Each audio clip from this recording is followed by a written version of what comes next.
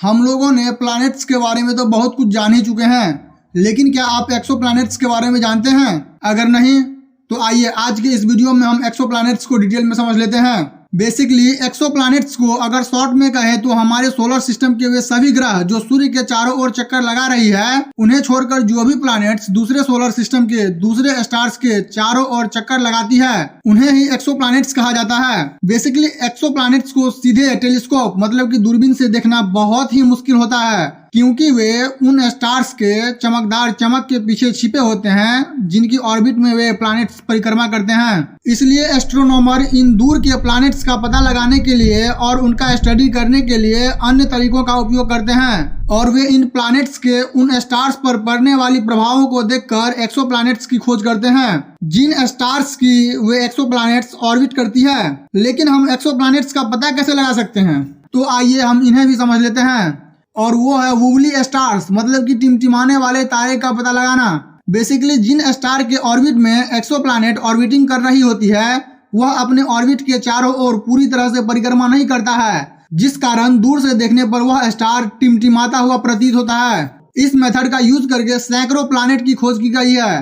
हालांकि केवल बड़े प्लैनेट्स जैसे कि जुपिटर या उससे भी बड़े प्लैनेट्स को इस मेथड से देखा जा सकता है, लेकिन अर्थ जैसे छोटे प्लैनेट्स को इस मेथड से खोजना बहुत ही डिफिकल्ट होता है, क्योंकि वे केवल छोटे छोटे वॉबल्स ही क्रिएट कर पाते हैं, और उन छोटे छोटे वॉबल्स का पता लगाना ही काफी डिफिकल्ट होता है। लेकिन हम किसी अदर सोलर सिस्टम में अर्थ जैसे प्लैनेट्स को कैसे खोज सकते हैं? तो आइए हम इन्हें डिटेल में समझ लेते हैं। 2009 में NASA that is national aeronautics and space administration ने एक्सोप्लैनेट को खोजने के लिए केपलर नामक एक स्पेसक्राफ्ट लॉन्च किया था, और फिर केपलर ने अर्थ के ही साइज और ग्रेविटी का एक प्लैनेट एक वाइड रेंज में खोज किया था।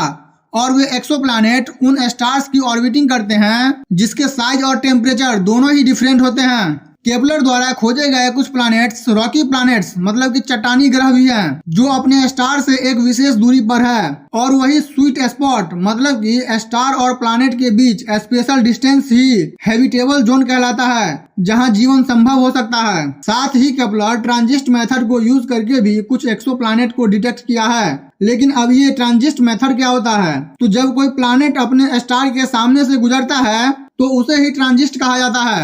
जैसे ही प्लैनेट अपने स्टार के सामने से गुजरता है तो यह स्टार के लाइट को थोड़ा सा ब्लॉक कर देता है। तो इसका मतलब यह है कि जब कोई प्लैनेट अपने स्टार के सामने से गुजरेगा तब वह स्टार थोड़ा सा कम चमकीला दिखाई देगा, और एस्ट्रोनॉमर यह आसानी से ऑब्जर्व कर सकते हैं कि ट्रांजिट के दौरान स्टार की चमक कैसे बदलती है, और इसी दौरान वे इस प्लैनेट्स के साइज के बारे में भी आसानी से पता लगा सकता है। और फिर ट्रांजिट के दौरान लगे टाइम को स्टडी करके एस्ट्रोनॉमर यह भी पता लगा सकता है कि प्लैनेट अपने स्टार से कितनी दूरी पर है, क्योंकि बचपन में हम लोगों ने मैथ में पढ़ा था time multiplied by speed is equal to distance. और फिर स्टार और प्लैनेट के बीच की दूरी हमें उस प्लैनेट्स के टेम्परेचर के बारे में बहुत कुछ बताता है। जैसे कि यदि किसी प्लैनेट पर राइट टेम्परेचर है तो फिर वहाँ लिक्विड फॉर्म में पानी भी हो सकता है, जो कि जीवन को पनपने के लिए बहुत ही इम्पोर्टेंट इंग्रेडिएंट है। बेसिकली केपलर मिशन के द्वारा अब तक हजारों एक्सोप्लैनेट्स की खोज की जा चुकी है, और नासा के टेस दैट इज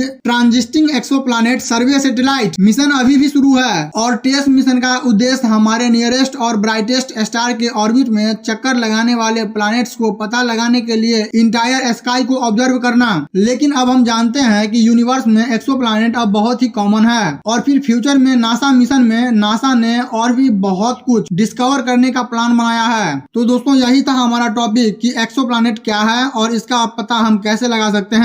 लेकिन क्या आपने कभी सोचा है कि सबसे पहला एक्सोप्लैनेट कौन सा है और इसकी खोज किसने और कब की? और क्या आपने कभी सोचा है कि एक्सोप्लैनेट का साइज और मास क्या होता है, और क्या वो अर्थ से अलग है या नहीं, या फिर अगर अलग है तो फिर कितने एक्सोप्लैनेट है? अगर नहीं तो जानने के लिए देखते रहें MKS डिस्कवरी।